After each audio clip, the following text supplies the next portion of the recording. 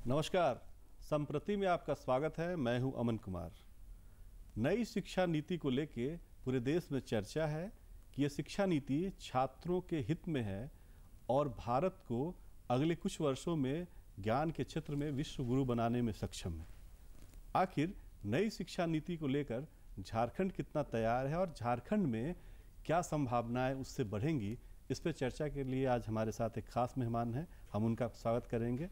Doctor R K. Day साहब हैं, ये वीसी हैं सेंट्रल यूनिवर्सिटी झारखंड के। हम उनका पहले स्वागत करेंगे और चर्चा की शुरुआत हम इसी से करेंगे कि डे साहब, कहा जा रहा है कि ये जो नई शिक्षा नीति है वो उच्च शिक्षा के क्षेत्र में, खास तौर पे मैं आपसे बात करूँगा, एक बदलाव लाएगी और जिससे भारत का जो है, भारत के जो छात्र हैं वो ग्लोबल लेवल पे जो है बराबरी कर सकेंगे। क्या सही में ऐसी नीति है क्या ये? हाँ, इसमें हम पूर्ण रूप से सहमत है। न्यू एजुकेशन पॉलिसी जो गवर्नमेंट ऑफ इंडिया अभी लागू करने जा रहे हैं, उसमें आप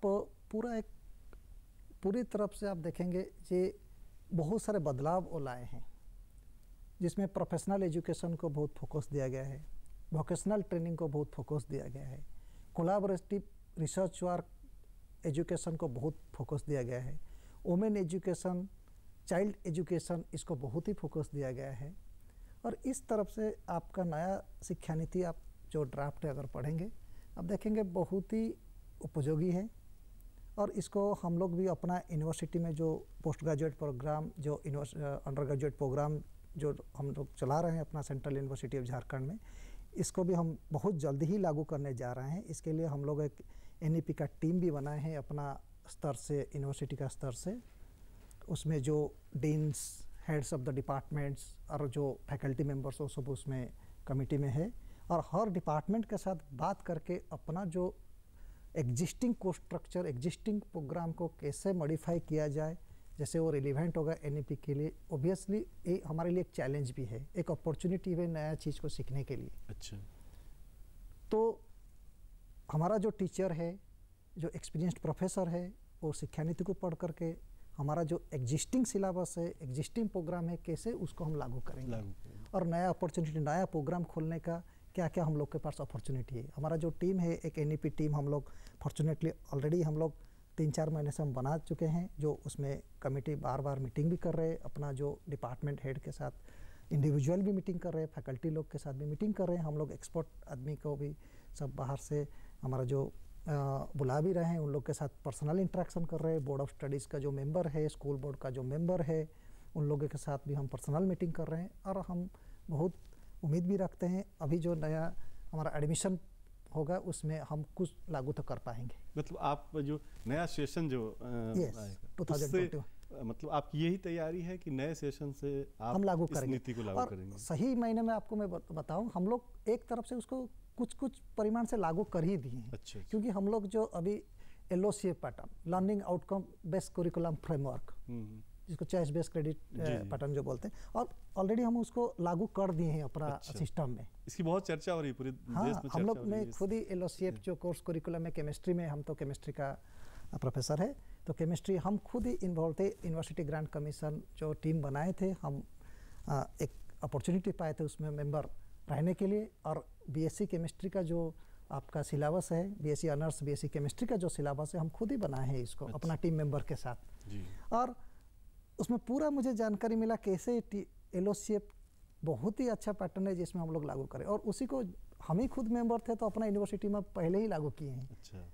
तो बहुत सारे डिपार्टमेंट इस पैटर्न में हम लोग उसको एक्सप्लेन भी किए, वो लोग लागू भी किए। और हम पूरा उम्मीद रखते हैं हम जो नए सेशन जो एडमिशन होगा, अभी तो कोविड के कारण थोड़ा बहुत हम लोग को रिस्ट्रिक्शन है, लेकिन हम लोग पूरा खोली यूनिवर्सिटी फेज वाइज मैनर में ओपन कर रहे हैं। और हम ये उम्मीद रखते हैं जो नया सेशन में पूरा हम लोग फिजिकल मोड में, इंटरेक्शन मोड में क्लासरूम एक्टिविटी शुरू कर सकते हैं। अभी हम लोग शुरू कर दिए हैं, लेकिन फिजिकल मोड में पूरा स्टूडेंट स्ट्रेंथ के हिसाब से हम लोग 2021 एडमिशन के साथ हम शुरू कर देंगे और पूरा हम लागू कर देंगे। जो हमारे दर्शक अगर जानना चाहेंगे कि आप जो जिस पैटर्न की बात कर रहे थे, कि आखिर उस पैटर्न की मूल बातें क्या होंगी, दर्शकों को थोड़ा विस्तार से बताइए उसको। मूल बात ये फॉर एग्जांपल हम अगर सरलीकरण करके इसको समझाएंगे, जी, जी। कोई एक प्रोग्राम के लिए अभी ये है जो आपका जो सिलेबस पैटर्न, क्योंकि सब कुछ शुरू होता है बेसिक लेवल से, कैसे आप सिलेबस अपना कोर्स करिकुलम डिजाइन करते हैं। जी।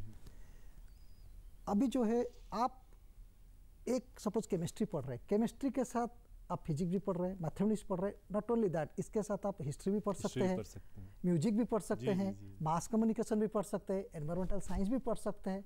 तो स्टूडेंट कोई भी एक जो लर्नर अगर चाहेगा कोई पर्टिकुलर डायरेक्शन में उसको अपने आप को डेवलप करने के लिए आहिस्ता आहिस्ता वो डेवलप भी कर सकता है। मतलब सीखने पे ज़्यादा जोर है इसमें, क्योंकि इसमें क्रेडिट पैटर्न जो है, जिस क्रेडिट सब मानकर चलिए आप एक पैटर्न में लिए हैं, आपको म्यूजिक में बहुत पसंद है, आप आहिस्ता आहिस्ता म्यूजिक के लिए अपना भी इंटरेस्ट डेवलप कर सकता है।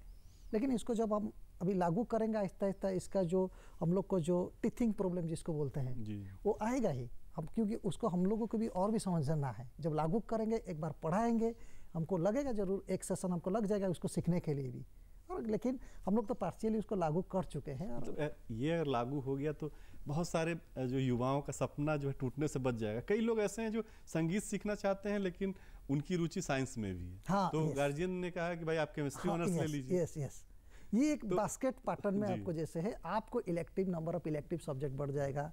और हमारा जो एक आपको बता रहा हूँ, हमारा जो अभी जो फ्यूचर प्लानिंग जैसे है सेंट्रल यूनिवर्सिटी झारखंड में हम लोग लागू करेंगे, हमारे पास बहुत टैलेंटेड फैकल्टी है जी, टैलेंटेड फैकल्टी जो फॉरेन एजुकेटेड है जी, all over the across the nation वो सब है।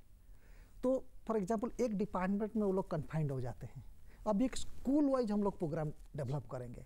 स्कूल ऑफ नेचुरल साइंस वो केमिस्ट्री प्रोग्राम ऑफर करेगा, फिजिक्स प्रोग्राम ऑफर करेगा। स्कूल ऑफ दूसरा स्कूल जो है फॉर एग्जांपल स्कूल ऑफ आपका कल्चरल स्टडी, वो वेरियस टाइप ऑफ प्रोग्राम शुरू करेगा। तो हम लोग का जो सपोज केमिस्ट्री जो पढ़ रहा है स्टूडेंट, वो स्कूल ऑफ कल्चरल स्टडी से भी अपना सब्जेक्ट ले सकता है।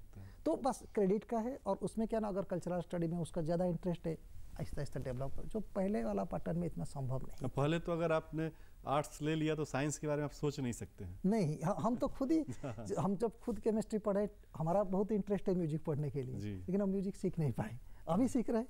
हाँ, और अगर आप घर में नाम लिया आपने तो फिर आपको तो मतलब कहा जाएगा कि आप नकारे होंगे। लेकिन अब तो सरकार ने ऐसी व्यवस्था कर दी है कि अपना शौक भी पूरा कीजिए और एक है जो जिसको जिसमें रुचि है उसी हिसाब से वो आहिस्ता आहिस्ता अपना टैलेंट को डेवलप कर पाएगा। क्योंकि हर ह्यूमन बीइंग, हर आदमी अपना एक कुछ हिडन टैलेंट ही होता है जो उसको कभी कभी नर्चर नहीं कर पाता है। और पढ़ाई का थ्रू ये भी एक वोकेशनल हो कि अपना जो हॉबी है उसी में अगर वो फोकस करके भी आगे बढ़ सकता है। और इसमें और एक चीज़ बहुत अच्छा चीज़ उसमें दिया गया है, उसमें वोकेशनल ट्रेनिंग को भी बहुत फोकस दिया गया है, जिसमें स्टूडेंट अनएम्प्लॉयड नहीं रह सकता है।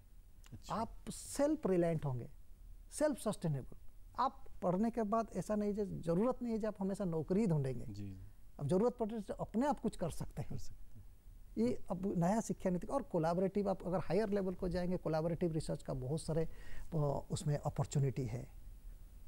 रिसर्च पे ज़्यादा फोकस भी है और रिसर्च फाउंडेशन की भी बातें हो रही हैं। यस, रिसर्च में भी आप कोलैबोरेशन ज़्यादा कर सकते हैं। उसमें बहुत सारे पॉइंट है, पूरा एक बड़ा सा डॉक्यूमेंट है। और उसको अभी हम लोग आहिस्ता आहिस्ता को फेज वाइज उसको लागू कर रहे हैं, और हमको पूरा उम्मीद है जो और अगले 6 महीने में 1 साल में हम लोग पूरा उसको लागू कर पाएंगे। और central university Jharkhand is well prepared to adopt the. एक चीज़ जो मेरे जहन में बार बार आती है कि लोकल लैंग्वेज की भी बात हो रही है।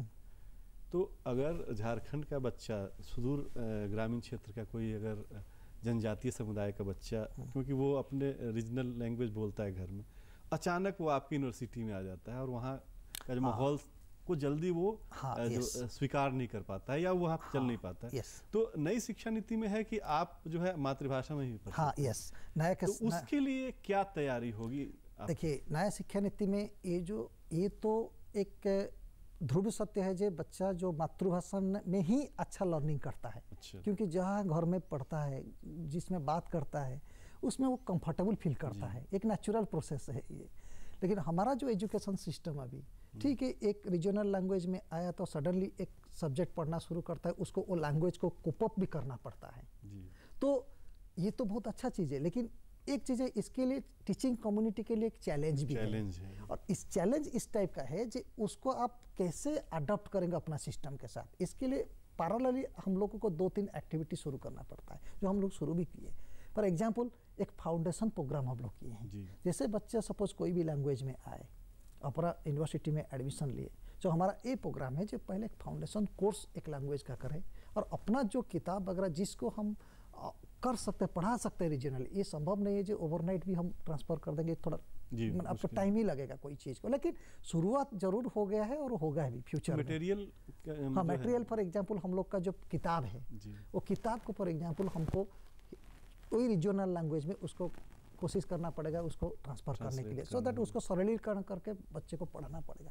टीचिंग कम्युनिटी को भी उसी टाइप का हम लोग को फाउंडेशन देना पड़ेगा जो आप भी रीजनल लैंग्वेज में कैसे उसको पढ़ा सकते हैं।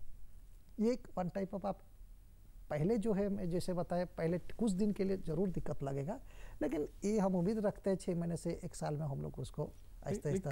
कई लोग जो है जो निगेटिव सोचने वाले लोग ये भी मानते हैं कि इससे बच्चे पिछड़ भी सकते हैं, जो ग्रामीण क्षेत्र के बच्चे हैं। एज ए एक्सपर्ट आपको क्या लगता है कि नहीं बिल्कुल नहीं। आप देखिए, आप अगर फॉरेन कंट्री देखेंगे, जर्मन जाएंगे, वो लोग तो जर्मन में ही पढ़ाते हैं। चाइना जाइए, चाइना में पढ़ाते हैं। हम ब्राज़ील गए, उन लोग पोर्तुगीज में पढ़ाते हैं। अच्छा, तो उन लोग का तो बहुत अच्छा पब्लिकेशन होता है, बहुत अच्छा डेवलप होता है। हम लोग क्यों नहीं कर पाएंगे? ऐसा तो कुछ रीजन नहीं चाहिए। हाँ, बस हम लोग को प्रिपरेशन हम नहीं किए, इसलिए अभी हमको दिक्कत लग रहा है। प्रिपरेशन हो जाएगा may be after 1 year 2 year हम लोग एक कंफर्टेबल सिचुएशन में आ जाएगा अपना लैंग्वेज में पढ़ाने के लिए।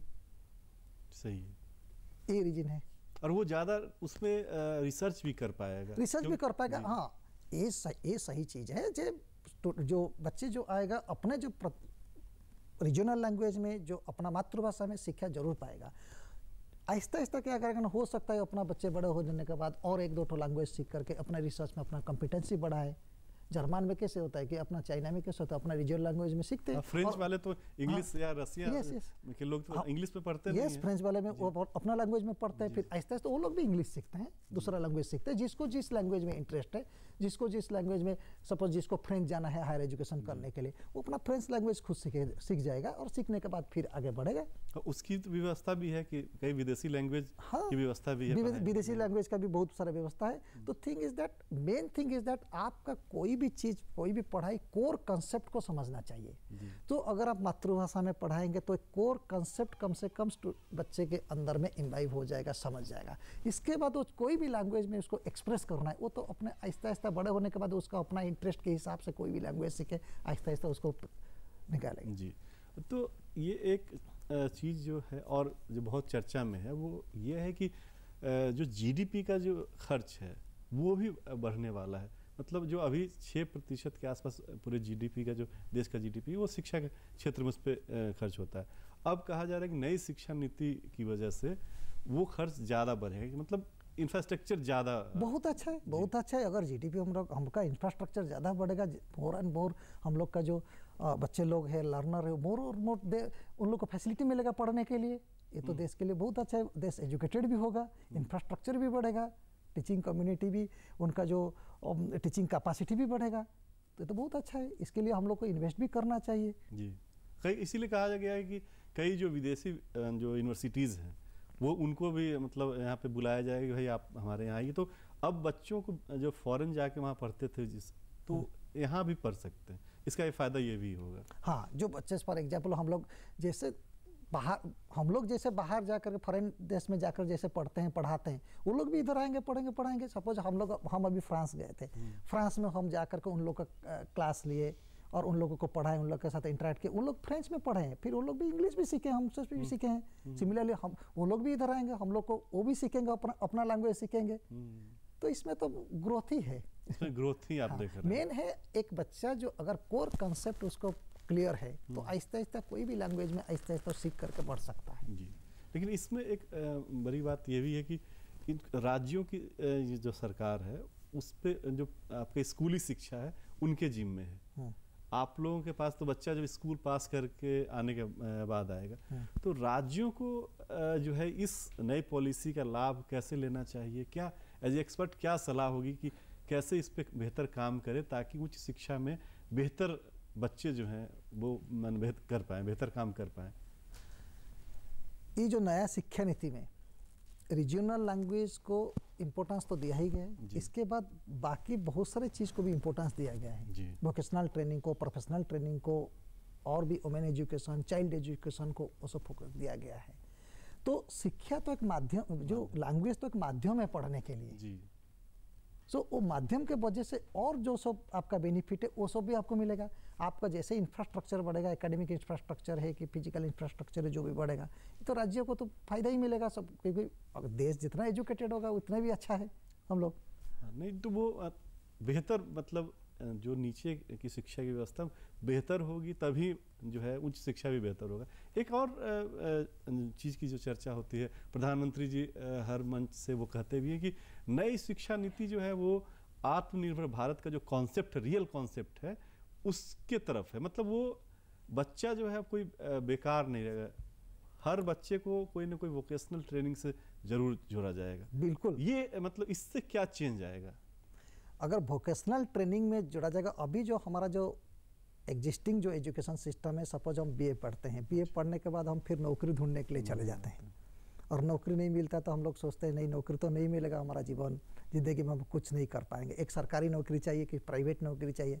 एटलीस्ट ये जो न्यू शिक्षा नीति में, नई एजुकेशन पॉलिसी में जो फोकस दिया गया है, बच्चे चाहे ग्रेजुएशन करने के बाद में जो जैसे पहले बोला हूँ, वो कभी अपने आप को अनएम्प्लॉयड समझेगा ही नहीं, क्योंकि इतना वो कैपेबिलिटी अपने आप डेवलप कर लेगा शिक्षा, क्योंकि इसमें वोकेशनल ट्रेनिंग का पार्ट बहुत कुछ जोड़ा गया है। इसको हर एजुकेशनल इंस्टीट्यूट को आज नहीं तो कल प्रिपेयर रहना ही पड़ेगा, उसके लिए अपना इंफ्रास्ट्रक्चर डेवलप करना पड़ेगा, अपना टीचिंग फैकल्टी बढ़ाना पड़ेगा उसी हिसाब से। तो बच्चे जो है वो सीख जाने के बाद जब बाहर निकलेगा वो अपने आप को आइसोलेटेड नहीं समझेगा, जब हम कुछ नहीं कर पाएंगे, इस टाइप का नहीं, जब हमको एक नौकरी चाहिए वो तो इतना सेल्फ रिलायंट हो जाएगा तो अपने दूसरे को ही नौकरी कर देने के लिए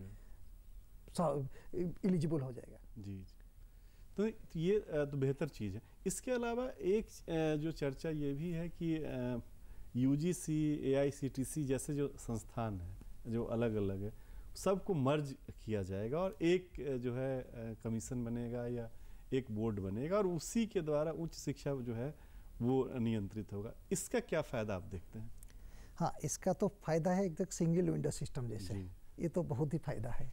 अभी भी हम लोग जो है यूनिवर्सिटी ग्रांट कमीशन, एआईसीटी, ये सब अपना रेगुलेटिंग बॉडी, फंडिंग एजेंसी और सब है ही। अगर एक सिंगल विंडो सिस्टम में आ जाएंगे तो हम लोग को जो ऑपरेशनल जो कैपेबिलिटी जो है, ऑपरेशनल अप्रोच है, बहुत ही बढ़ जाएगा जी। और हम लोग को फॉर एग्जांपल एक ही सिस्टम को जाना पड़ेगा। हमको फॉर एग्जांपल अपना central university Jharkhand engineering course भी चलाता है, साइंस का कोर्स भी चलाता है, ह्यूमैनिटीज़ का एक सोशल साइंस एंड ह्यूमैनिटीज़ का भी कोर्स चलाता है। तो ये जो है हम लोगों को डिफरेंट ऑर्गेनाइजेशन हो सकता है, फ्यूचर में हम मेडिकल एजुकेशन के लिए भी फोकस कर सकते हैं। तो ये सब चीज़ के लिए अभी क्या है, सपोज हमको इंजीनियरिंग कोर्स चलाना पड़ेगा तो हम लोग को एआईसीटी को सेपरेटली जाना पड़ता है। इसमें क्या होगा ना, एक कंबाइंड एफर्ट हो जाएगा, तो एक ही सिंगल विंडो सिस्टम, हम लोग एक ही अप्रोच करेंगे और इसके बाद वो लोग हम लोग का जो एवेल्यूएशन करेंगे, जो एक्रेडिटेशन करेंगे, इसके बाद हम लोग को अपना कमी जो है वो पता कराएंगे, इसके बाद हम अपना डेवलपमेंट करने के लिए सोचेंगे। मतलब अब इंस्पेक्टर राज जो है वो खत्म होगा सच में? हो सकता है, जो कहा जाता है ना, लेकिन it is improved system. Systems हमेशा तो इम्प्रूव होना ही चाहिए, तो इम्प्रूव सिस्टम में बिलीव करता हूँ, इसमें अच्छा ही इम्प्रूव कैपेसिटी जो हमारा एफिशिएंसी इम्प्रूव ही करेगा। और कहा जा रहा है कि फ़ी में भी जो बच्चों से फ़ी लेते हैं यूनिवर्सिटीज़, सरकारी या प्राइवेट, उसमें भी कैपिंग की व्यवस्था होगी, तो इससे तो छात्रों को फ़ायदा होगा, गरीब जो बच्चे हैं जो परेशान रहते थे फीस। ये एक डिबेटेबल सब्जेक्ट है फीस के लिए, क्योंकि पढ़ाई करने के लिए आप अगर देखेंगे उसमें बच्चों को पढ़ाने के लिए, एजुकेट करने के लिए यस पैसा तो खर्चा ही होता है, क्योंकि आप जब टीचर रखेंगे उसके लिए पैसा चाहिए, इंफ्रास्ट्रक्चर रखेंगे उसके लिए भी पैसा चाहिए, इन्वेस्टमेंट चाहिए। लेकिन क्या है ना, बच्चे जो पेमेंट करते हैं उसमें क्या सब कुछ इंफ्रास्ट्रक्चर जो खर्चा होता है उसका संभव होता है भरना करना? संभव नहीं है कभी कभी। हाँ, सरकारी इंस्टीट्यूशन में ये तो सही है जी, सरकार का जो है पब्लिक का जो पैसा है, जो मनी है, उसमें इन्वेस्टमेंट होता है। और ये जो एक चीज़ है प्राइवेट में, फॉर एग्जांपल वो लोग सपोज सरकार से फंड नहीं लेते हैं तो वो लोग कोशिश करते हैं जो ट्यूशन फीस में उसका एडजस्ट करना। हाँ, लेकिन सरकार जो है ये तो होना चाहिए, फीस स्ट्रक्चर थोड़ा कम होना चाहिए और फेलोशिप अमाउंट बहुत थोड़ा ज़्यादा बढ़ना चाहिए सो दैट। और एक चीज़ हमेशा मैं बिलीव करता हूँ, देखिए आप आईआईएम को एग्जाम्पल ले लीजिए, इंडियन इंस्टीट्यूट ऑफ मैनेजमेंट जो इंस्टीट्यूट है उसमें फीस स्ट्रक्चर हाई है, लेकिन जो भी गरीब मेधावी बच्चा भी उसमें पढ़ता है, क्योंकि that is related to the a system. बच्चा पढ़ने के बाद इसके बाद एक अपना फंड उसको बैंक से मिल जाता है, जो पढ़ने के बाद फिर उसको एक नौकरी मिल जाता है, इसके बाद वो उसको अपना फंडिंग ये करता है। तो ये एक सिस्टम जो है उसको डेवलप करना पड़ेगा, जिसमें मेरिटोरियस, ये तो एक है डिबेटेबल सब्जेक्ट, फीस तो पैसा भी चाहिए आपको एजुकेशनल इंस्टीट्यूट चलाने के लिए, बिना पैसे में तो चलेगा नहीं। सरकारी संस्थानों को तो सरकार बहुत फंड देती है। हाँ, ये सरकार जरूर, लेकिन प्राइवेट जो है वो संस्थान कई बार क्या होता है बहुत ज़्यादा फीस मांगते हैं। तो कहा जा रहा है कि नई शिक्षा नीति से ऐसे संस्थानों पर भी थोड़ा सा लगाम लगेगा। हाँ, ये तो सही बात है। ये जो नहीं है जो आप एकदम astronomical some amount of the money हम मांगेंगे, एक कैपिंग हो जाएगा जो यस इतना आपका खर्चा हो रहा है, हो सकता है आपका इंस्टीट्यूट चलाने के लिए इतना ये हो रहा है, तो सरकार इसमें एक पूरा नज़र रखेंगे तो कितना एक्चुअली एक स्टूडेंट एक कैंडिडेट एक दे सकता है। और सबसे इम्पोर्टेंट है गरीब मेधावी बच्चा हमेशा इसमें एक पाएंगे, स्कोप पाएंगे बढ़ने के लिए, क्योंकि जिसके पास पैसा नहीं इसका मतलब नहीं जो पढ़ेगा नहीं। सही बात है। नई नीति में एक चीज और है कि छात्रवृत्ति का जो छात्रवृत्ति का ज्यादा प्रोविजन किया गया है, और वो छात्रवृत्ति जो मिलेगा हर बच्चा पढ़ने के लिए सो पाएगा। और अभी भी हम लोग जो अपना सेंट्रल यूनिवर्सिटी झारखंड में अभी भी किए हैं, अभी इनकमिंग एडमिशन जो 2021 में हम लोग एडमिशन करेंगे, हम लोग अपना फेलोशिप का स्कीम हम लोग एक डिफरेंशियल फीस स्ट्रक्चर लागू किए हैं। क्योंकि डिफरेंशियल फीस स्ट्रक्चर इसीलिए लागू किया, हमारे पास वेरियस टाइप ऑफ कोर्सेस है एनईपी के अंदर मैं बोल रहा हूँ, डिफरेंट टाइप। हमारा एमबीए भी है, बीएड एजुकेशन भी है, टेक्निकल एजुकेशन, इंजीनियरिंग एजुकेशन है, और सोशल साइंस का भी एजुकेशन है, लैंग्वेज का भी एजुकेशन है। तो क्या होता है ना, ये तो सही है जो हर एजुकेशन जो है उसका डिमांड अलग अलग होता है। एमबीए का डिमांड अलग होता है। फॉर एग्जाम्पल हिंदी जो है डिपार्टमेंट में, हिंदी में जो स्टूडेंट आते हैं उनका डिमांड होता है, लेकिन बात है कि एक कंपैरेटिव बात हो जाता है। हिंदी में जो स्टूडेंट पढ़ेंगे ये तो एक रियलिटी है, वो ज़्यादा पैसा देकर पढ़ नहीं सकते हैं, लेकिन जो एमबीए में पढ़ेंगे हो सकता है थोड़ा ज़्यादा पैसा दे। उसको एक रैशनैलिटी ड्रॉ करके कैसे इक्विटी एंड इक्वालिटी, उसी कंसेप्ट में हमको जा करके उसको अभी हम एक कंसेप्ट भी लागू करके हम लोग सेंट्रल यूनिवर्सिटी झारखंड में हम लोग एक डिफरेंशियल फीस स्ट्रक्चर लागू कर रहे हैं, जिसमें हम लोग we will be able to give an opportunity to everybody to learn. ये शिक्षा का मूल उद्देश्य भी है कि सबको जो है उसकी प्रतिभा के अनुसार जो है मौका मिलना चाहिए। और हम लोग इसके लिए एनईपी के अंदर में हम लोग अभी फेलोशिप का मोर एंड मोर फेलोशिप हम लोग इंस्टीट्यूटेड, जिसमें स्टूडेंट, और नॉट ओनली दैट हम लोग इवन ये भी प्रयास कर रहे हैं बैंक के साथ टाई अप करके इनिशियली कैसे स्टूडेंट जो गरीब मेधावी स्टूडेंट है, जो पिछड़ा वर्ग का होते हैं, उनको सपोज पैसा नहीं है, वो ऐसा नहीं है जो मेरिटरी स्टूडेंट है तो पैसे के कारण वो नहीं पढ़े, ऐसा नहीं है। हम लोग ये भी कोशिश कर रहे हैं अभी कोई बैंक के साथ उसको टाई अप करके उसको कुछ फेलोशिप स्कीम दे करके उसको मिल जाए, सो दैट वो अपना पढ़ाई कंप्लीट करे। अगर लोन लिया तो उसको आहिस्ता आहिस्ता वो पेमेंट कर लेगा, सदा दे। एक जो चर्चा हम छूट रही है बात कि रिसर्च में जो पहले एमफिल का जो लफड़ा था, क्योंकि एमफिल का कोई एमफिल करने के बाद ही पीएचडी करना ही पड़ता है, तो अब एमफिल की बाध्यता जो है वो खत्म हो रही है। तो इसका क्या इम्पैक्ट देखिए, पहले जो हम लोग का टाइम में था, हम लोग एमएससी करते थे, फिर एमफिल करते थे, फिर पीएचडी करते थे। एमफिल एक टाइप का आपका प्री रिसर्च हो जाता है। कोई भी एक रिसर्च आप जब करेंगे, रिसर्च के लिए मास्टर डिग्री पास करने के बाद इमीडिएटली आप रिसर्च को जब एंट्री करते हैं, सब सडनली रिसर्च आप हो सकता है you require some kind of preparation. Okay, तो मास्टर डिग्री कंप्लीट करने के बाद इसीलिए एक एमफिल भी बीच में था, जिसमें एमफिल कंप्लीट करके आप लोग पीएचडी में एंट्री करते हैं। लेकिन अभी क्या है ना, आपका रिसर्च में कोर्स वर्क का कंसेप्ट भी रखा गया है। तो इसलिए मैं ये समझता हूँ एमएससी के बाद, मास्टर डिग्री के बाद अपना नेट वगैरह जो फेलोशिप क्लियर करने के बाद, नेट जेआरएफ क्लियर करने के बाद, कि कोई इंस्टीट्यूट फेलोशिप क्लियर करने के बाद आप जब एंट्री करते हैं पीएचडी में, एक प्रोविजन अपना रखा गया है जो आप एक कोर्स वर्क कंप्लीट करिए, जिसके अंदर एक आप प्रिपरेशन कर देंगे for doing a complete research work. ये सही बात है। ये बच्चों का इसमें समय बचेगा, समय भी बचेगा और क्वालिटी वर्क भी वो लोग दे पाएंगे। और एक जो बच्चे ज़्यादा खुश हैं या अभिभावक भी बहुत खुश हैं एक इशू को लेके कि मल्टी एग्जिट का सिस्टम भी जो है वो नए पॉलिसी में है कि अगर कोई आदमी 2 साल कोर्स करके अगर छोड़ दिया या किसी वजह से छोड़ना पड़ा, तो फिर वो आगे भी जो है जब चाहे तब पढ़ाई करेगा और वो उसमें ऐड हो जाएगा। बहुत अच्छा, इसको तो मैं पूरा मैंने देखता हूँ ये जो सिस्टम रखा गया है, देखिए हायर एजुकेशन जब आप फॉरेन यूनिवर्सिटी देखेंगे, फॉरेन एजुकेशन सिस्टम देखेंगे, 12 क्लास लगभग पूरा फंडेड होता है, लेकिन जब स्टूडेंट को लर्नर हायर क्लास को जाते हैं उन लोगों को अपना इनकम करके उसमें उसको बहुत कॉस्टली होता है। तो इसका मतलब नहीं जो बच्चा नहीं पढ़ेगा। तो हम लोग का जो अभी जो सिस्टम है, हम लोग एक सपोज बीएससी में एंट्री किए, उसको कंप्लीट करते हैं, कभी इसके बाद ही हम लोग एक सर्टिफिकेट पाते हैं। बीच में अगर हम इनकम्प्लीट रख देते तो सर्टिफिकेट नहीं पाते हैं। इसका मतलब नहीं जो हो सकता है देयर आर मेनी रीजंस, जो हो सकता है बच्चा अपना पैसा के कारण छोड़ दिया है, कुछ नौकरी मिल गया है उसके लिए छोड़ दिया। बहुत सारे हम लोग का जो देश में ये तो एक है कि हाँ बहुत आदमी भी पैसा के कारण ही बीच में छोड़ देते हैं, लेकिन ये जो दिया गया है इसमें बहुत अच्छा है क्रेडिट सिस्टम में। जब बच्चा जितना पढ़ा इसके बाद एक अपना एक सर्टिफिकेट क्रेडिट रिक्वायरमेंट के हिसाब से एक सर्टिफिकेट मिलेगा। इसके बाद ठीक है उनको एक अच्छा नौकरी मिल गया, कुछ दिन अपना नौकरी करेगा, कुछ पैसा इकट्ठा करेगा, फिर आकर के उसका पढ़ाई एक कंटिन्यूस पीरियड हो गया जी। वो ऐसा नहीं जो नहीं सोचेगा जब बीएससी बीच में 1 साल के बाद छोड़ दिए मतलब हम जिंदगी में कोई बीएससी कंप्लीट नहीं कर पाएंगे।